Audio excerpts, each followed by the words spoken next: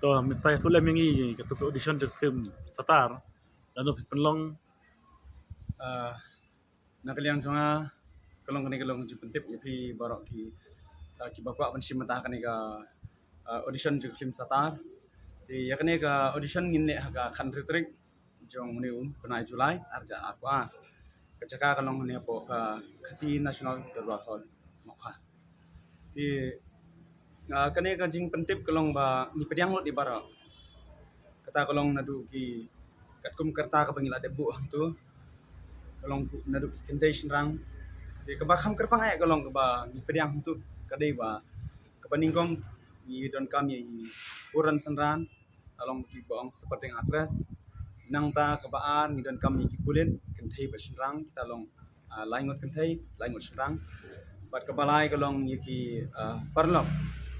parlok mi don kam arngut arngut ne laingot kuntahi ti bat ka basau kalong yaki nong shat kinong shat ang tulong kidi benang bat ka acting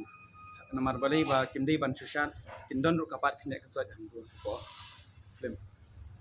ti shi tu kanyat kalong khabar ka basung tanat kawai long ini seperti aktris hani ke film kat kum kajing om try lan producer director ba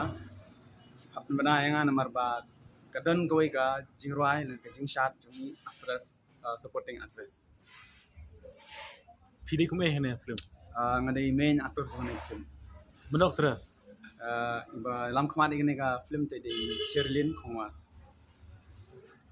ka story Satar ke ek jumo tertib ya story ngim nam matai ra namar ba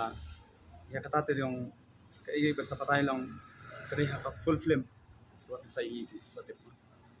te mata kat bang idang sedang idang yawat actress supporting actress ngiding wat ki artist ke badan kam